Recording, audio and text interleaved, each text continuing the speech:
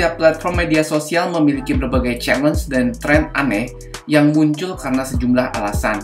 Dan tak dapat dipungkiri, kehadiran aplikasi bernama TikTok telah menjadi platform video sharing favorit anak-anak dan remaja di seluruh dunia.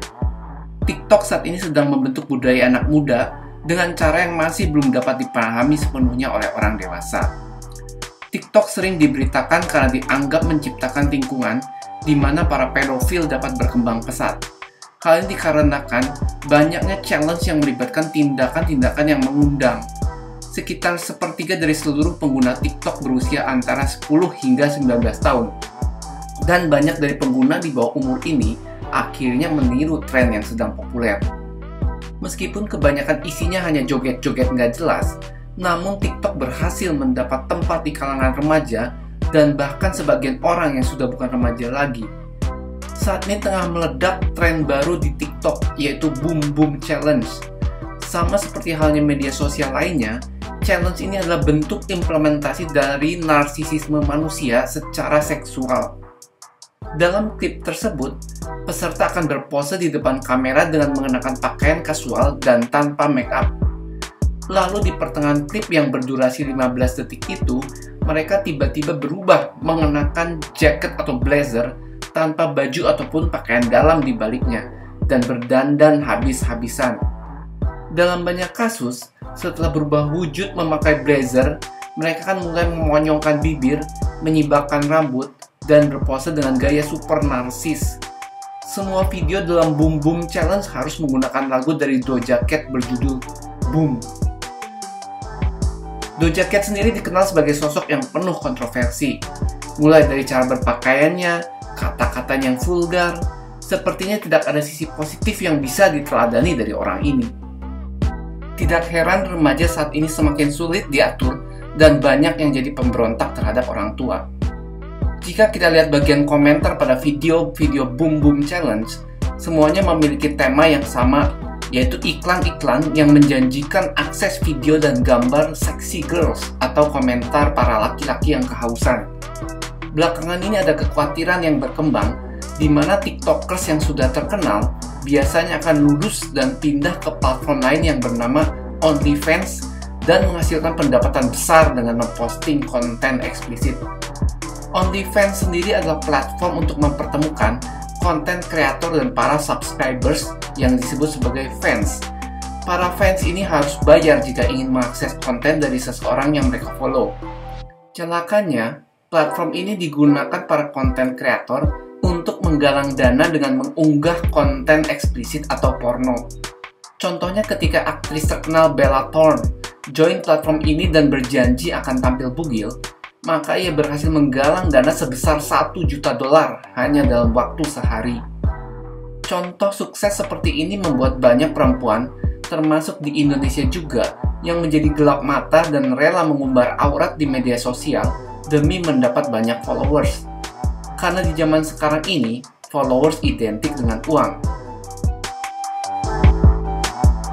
Kembali ke Boom Boom Challenge. Meskipun gerakan menarik jaket dalam challenge ini adalah salah satu cara untuk berpartisipasi, ada berbagai cara lain yang dilakukan orang untuk mengikutinya. Ada yang tiba-tiba berubah dengan dandanan dan baju berkilauan. Ada juga yang mempertontonkan tubuh atau perhiasan yang gemerlapan, atau juga pakaian sangat mereka banggakan. Intinya, semua ini adalah tentang memamerkan daya tarik fisik seseorang dan mempostingnya secara online untuk dilihat seluruh dunia. Tren seperti ini sebetulnya sudah dimulai jauh sebelum adanya TikTok. Sejak dunia ini mengenal yang namanya media sosial, kita sudah memasuki zaman baru, yaitu zaman narsis. Platformnya bermacam-macam, mulai dari Facebook, Instagram, dan yang terakhir TikTok. Tidak peduli apakah itu laki-laki atau perempuan, remaja, tua, muda, seorang istri, suami, ibu rumah tangga, janda, masing-masing berlomba untuk memamerkan apa yang bisa dipamerkan dari hidupnya. Yang kaya akan memamerkan kekayaannya, yang cantik memamerkan kecantikannya, yang sudah menikah akan memamerkan keluarganya seolah-olah terlihat bahagia, yang baru jadian akan memamerkan status dan pacar barunya, Bahkan yang jomblo sekalipun berusaha menampilkan hidupnya yang bahagia dengan cara pamer makanan, liburan, barang, atau apapun yang bisa dipamerkan. Yang punya hobi baru akan memamerkan hobinya, seperti lari, bersepeda, dan lainnya. Ironis memang, olahraga yang seharusnya untuk tujuan kesehatan sekarang ini malah dijadikan ajang narsisisme. Semuanya ini menjadikan dunia media sosial suatu dunia yang semu atau fake. Karena semua yang ditampilkan terlihat begitu sempurna, indah, glamor. Itulah sebabnya banyak anak muda yang terobsesi untuk mengikuti apa yang menjadi tren dalam dunia yang semu. Sayangnya, dunia ini tidak seindah media sosial. Tidak ada manusia di dunia ini yang tidak punya masalah, tidak ada hubungan, baik antara pria wanita maupun keluarga yang tidak mengalami goncangan. Salah satu contoh nyata adalah ketika netizen Indonesia dihebohkan dengan kasus keretakan rumah tangga antara Desire Tarigan dan Hotma Sitompul. Tidak ada satupun yang menyangka bahwa pernikahan mereka berada dalam badai. Selama ini mereka berhasil membangun image keluarga harmonis, bahagia, hidup berkelimpahan jasmani maupun rohani. Kehidupan keluarga ini begitu sempurna sehingga menjadi panutan banyak orang di Indonesia. Sayang sekali image ini kita dapatkan dari media sosial dan bukan dari kenyataan yang sebenarnya. Semua hal ini semakin menegaskan bahwa kita sekarang benar-benar hidup di akhir zaman. Coba perhatikan apa kata Paulus dalam 2 Timotius 3 ayat 1-2. Ketahuilah bahwa pada hari-hari terakhir akan datang masa yang sukar. Manusia akan mencintai dirinya sendiri dan menjadi hamba uang. Mereka akan membual dan menyombongkan diri. Mereka akan menjadi pemfitnah. Mereka akan berontak terhadap orang tua dan tidak tahu berterima kasih. Tidak mempedulikan agama. Bukankah ini semua sedang terjadi saat ini? Sangatlah menyedihkan jika value atau harga diri kita hanya diukur dari seberapa banyak jempol like atau followers kita di media sosial. Ingatlah bahwa ada Tuhan yang sudah mati untuk kita demi cintanya bagi kita.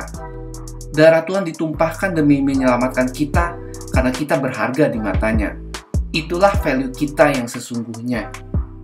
Sebagai penutup, berikut adalah pesan dari Paulus bagi generasi muda di akhir zaman.